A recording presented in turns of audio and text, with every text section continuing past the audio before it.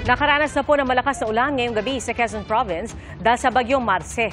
Sa bayan ng Lopez, binaha ang ilang bahagi ng Maharlika Highway at ramdam na rin ang bagyo sa Isabela at Cagayan.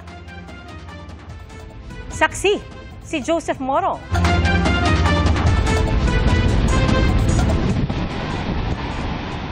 Malakas na ang alon at hangin sa coastal town ng Palanan, Isabela. Nagpaalala na ang MDRMO sa mga barangay na lumikas ang mga nasa malalapit sa dagat at ilog.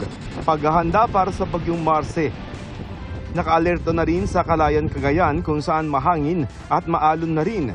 Nagpulong na rin ang LGU. Sa bayan ng Pamplona, nakahanda na ang mga rubber boat at iba pang gamit pang rescue. Ang mga magsasaka sa pasuki ni Ilocos Norte, inaani na ang mga palay. Gumamit na sila ng reaping machine para mas mabilis at hindi abutan ng bagyo. Sako-sakong bagong aning palay naman ang ibinilad sa Bacara para hindi raw masira.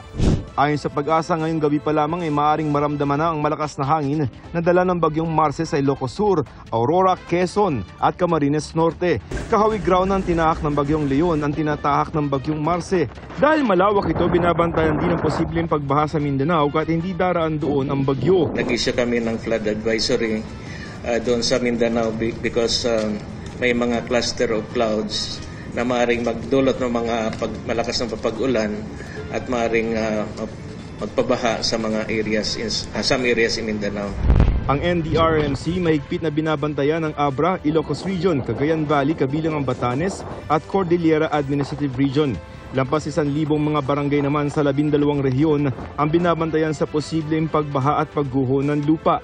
Ang DNR naglabas din ng listahan ng mga flood at flood-prone area na posibleng maapektuhan. Ngayon pa lamang, ayon kay Defense Secretary Gilbert Chodoro Jr., binibigyang kapangyarihan na nila ang mga LGU dun sa mga lugar na posibleng tamaan ng bagyong Marce na mag-forced evacuate ng kanilang mga residente. Gayon din ang paghahanap ng mga drop-off at distribution points ng mga relief goods.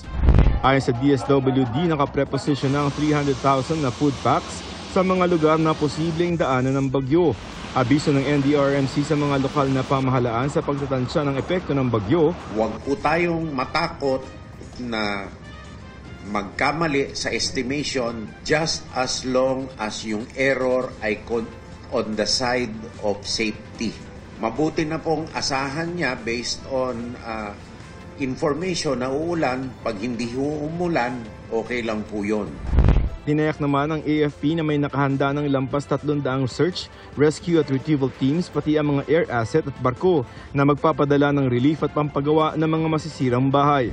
Para sa GMA Integrated News, ako si Joseph Morong, ang inyong saksi.